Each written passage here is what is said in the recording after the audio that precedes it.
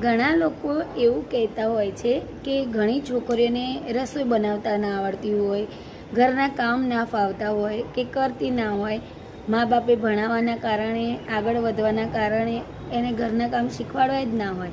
પછી ઘણા લોકો કહેતા હોય કે એના માતા પિતા કહેતા હોય કે તો સાસરે જઈને એના માથે પડશે ને એટલે કરવાની જ છે ને. પણ એ તદ્દન વાત સાવ ખોટી છે. એવા 100માંથી 1% વ્યક્તિઓ એવા હોય છે કે જે લગ્ન પછી બધું કરી લેતા હોય છે.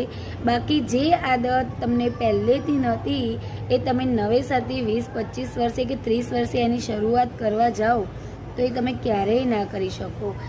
તમે જ છો કે તમને જે પહેલેથી આદત પડી છે. હવે આ માવા મસાલાનો જ દાખલો લઈ લો કે લોકો માવા મસાલા કેટલા વર્ષોથી ખાય છે, પણ એમાંથી 100માંથી 1% કોઈએ છોડ્યા હશે, બાકી કોઈનાથી છૂટતા નથી. એ જ રીતે આ એક વ્યસન જેવું છે કે જે મગજમાં ઘૂસી ગયું કે આપણાને કામ નથી ફાવતા, આપણે કામ નહીં કરવાના, આપણે નોકરી કરવાની, કામવાળા રાખી લેવાના, આવી મેન્ટાલિટી પહેલેથી મગજમાં ઘૂસી ગઈ છે અને ઘૂસાડેલી હોય છે. તો એ છોકરીઓ ક્યારેય સાસરે જઈને કામ ના જ કરી શકે. એટલે તમારે છોકરી જોવા જાઓ કે કાં તો તમે પસંદ કરેલી છોકરી હોય ને તો પહેલાં સવાલ એને એ જ કરવાનો કે તને ઘરના કામ આવડે છે ને, રસોઈ બનાવતા આવડે છે ને, તું નોકરી નહીં કરે ને તો ચાલશે, હું જવાબદારી બધી ઉઠાવી લઈશ, પણ તને ઘરના કામ અને રસોઈ ખાસ આવડતી હોવી જોઈએ.